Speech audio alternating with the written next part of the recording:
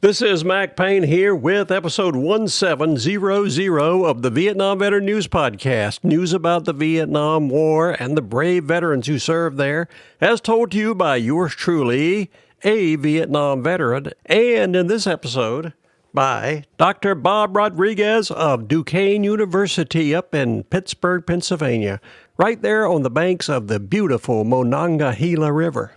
In this episode, Dr. Rodrigues is going to take us back to 1946 in Vietnam and explain what happened after Ho Chi Minh made his declaration of independence for Vietnam. He's going to sadly cover the first American KIA that occurred in Vietnam, and that goes way back to 1946. Unfortunately, his name is not on the wall in Washington, D.C. He will talk about that. Then he's going to describe how the domino theory was actually in operation back in those days. And then he's going to talk about a subject that holds a lot of interest to Vietnam veterans, and that is the battle at Dien Phu and some very interesting things that happened there. Without any further ado, Dr. Rodrigues, you have the microphone. Go for it. Now we're back to September of 1946, when Ho Chi Minh goes and declares Vietnam independence in front of 300,000 to 500,000 Vietnamese in Hanoi.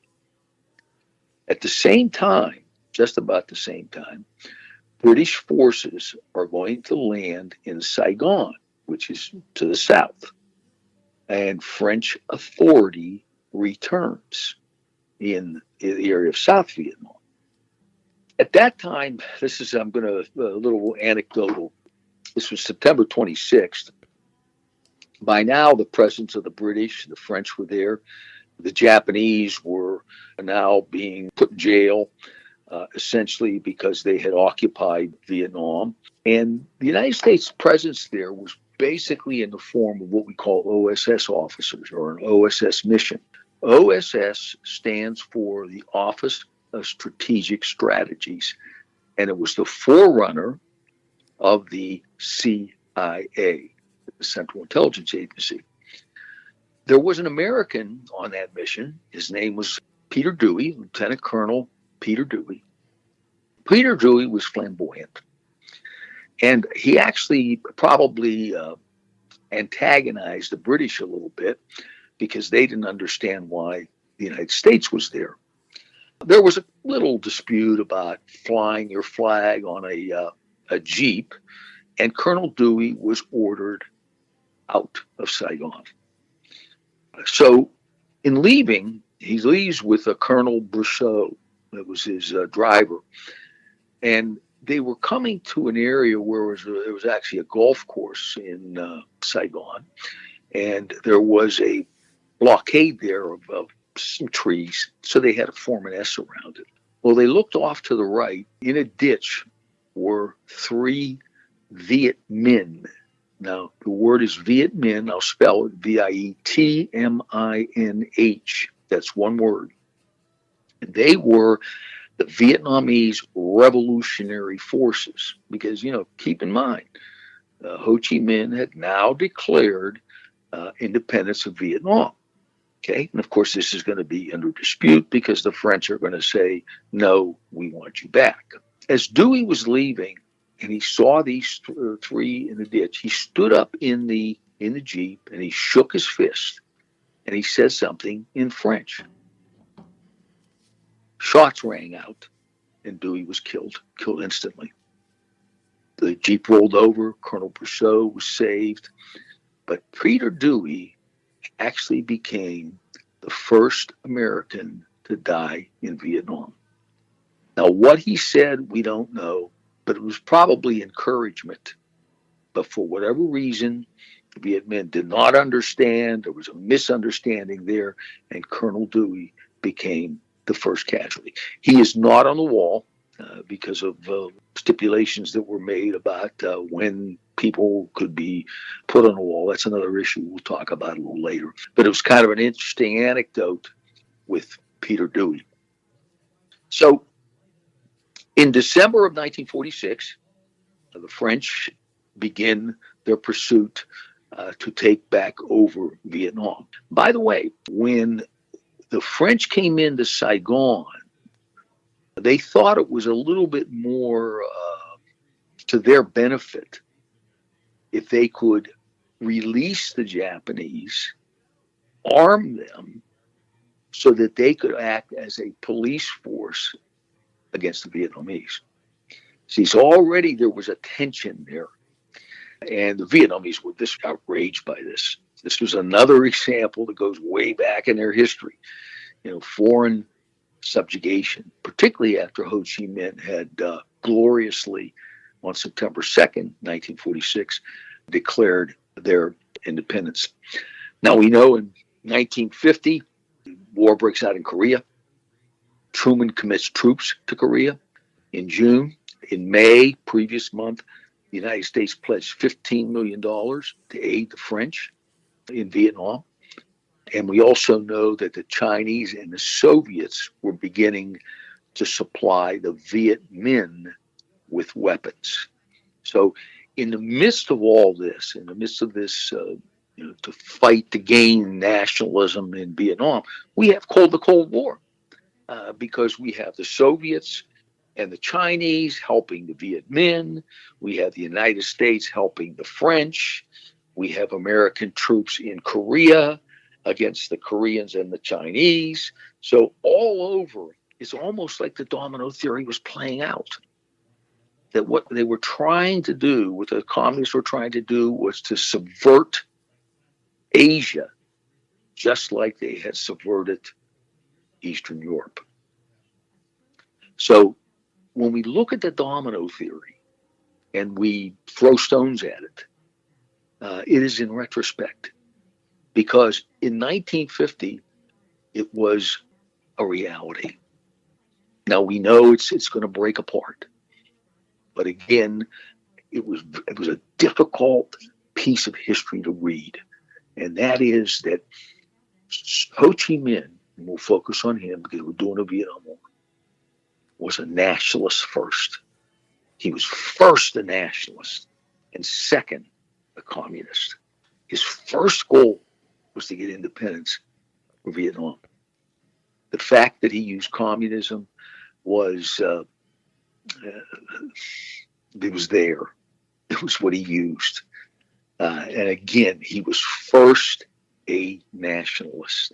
And that was a hard thing to read in the midst of what had gone on in Europe, how Lenin had preached communist international revolution, how the movement in Korea and China and now in Vietnam was occurring all around us. I'm going to refer in our next podcast to a book, and I'll just toss it out now. It's called The Ugly American. It's one of the most powerful political novels ever written. But I want to put it in there now, just to put it in your back of your head, and we'll come into it more at another podcast.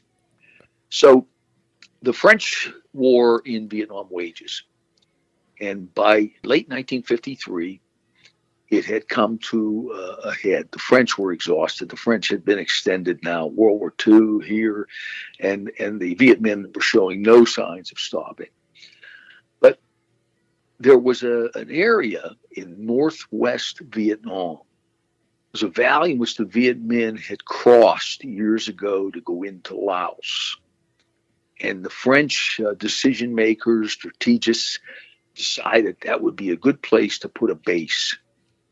They could put a base there, and they could kind of be a plug or a lock that anybody came through there they could handle. And this place was Dien Phu. Sometimes that's one word, sometimes it's three words, and I'll spell it. Dien Phu. Now, this valley was surrounded by high mountain, jungle mountain, and in some cases, triple canopy. And by triple canopy, I mean trees that are 150 feet, trees that are 100 feet, and trees that are 50 feet. Therefore, on the ground, there's almost no light because of the canopy. But the French, They decided to put a base in this valley that was surrounded because their artillery people said there's no way that the Viet Minh can haul artillery up those mountains. And if they did, they couldn't hit us. So the French went about developing a very detailed base. When I say detailed, I mean they laid grounds for airplanes to come in. They had redoubts, or what we call fire bases, all around. It was quite a spectacle. It was surrounded by barbed wire. They brought the full technology in of 1954. Now, if you were able to look at this and maybe look at it online, some of the pictures of it, aerial pictures and drawings of it, you see a pretty formidable base. I mean, this was not just a piece down there in the valley. This was huge. Airstrips, outside redoubts, and so on. So it was, again, fairly formidable. The battle started in March of 1954. The French commander was Colonel de Castries, all right, and he was very confident, and he had a artillery commander whose name was Colonel Perroth, and he was the one who boasted that there was no way that the Vietnamese could hit us. There's no way. Our guns are more than a match for them. Well, on the first day of the battle, it was learned that the Vietnamese had pulled artillery up those mountains. There are film of this that I always show students, and it's incredible because when you look at it, you want to say, this is a case where you say, oh, let's give up. This doesn't work. We can't do this. They had peasants come in and crush rock to create roads. They pulled it up by ropes. They put pieces of cardboard under the wheels to give it traction, or wood to give it traction. I mean, it's just amazing feat of intensity and of just pure resilience in not giving up. And on the first day, the airstrip was taken out. It was cratered by the Vietnamese artillery. Colonel Perroth was so embarrassed. And by the way, Colonel Perroth was a veteran of World War II. He had lost his left arm. He probably should have been out of the Army, but the Army was his life. Well, when this happened, he went into his hooch with a grenade, and he pulled the pin with his mouth, and he committed suicide. So he was one of the first casualties of Dien Bien Phu. The genius, or the military genius of Dien Bien Phu, was the Vietnamese Viet Minh General Vo Nguyen Giap. Okay, and I'll spell it. VONGUYEN GIAP. Vo Nguyen Giap. And he, in fact, engineered the Viet Minh victory over the French, and he was also the engineer of the Vietnamese victory over the United States. He died in 2009, at 101. He was revered. He was the almost mystical figure because of his success, and he was very much supported by Ho Chi Minh in his efforts. So Dien Bien Phu was a significant battle, and it's going to lead to the victory of the Viet Minh over the French. So we're going to stop here, and we'll pick it up post Dien Bien Phu in our next podcast. Thanks, Mac. You are very welcome, Bob. I am sure everyone appreciated your description of what happened after 1946, and especially what happened at Dien Phu. I look forward to your next episode where you're going to tell us what happened after Dien Phu. This is Mac Payne closing out episode 1700 of the Vietnam Veteran News Podcast. Thank you so much for coming to listen to these very interesting stories about the Vietnam War. You are cordially invited to return again soon and often to listen to more that will be coming your way on this podcast, the Vietnam Veteran News.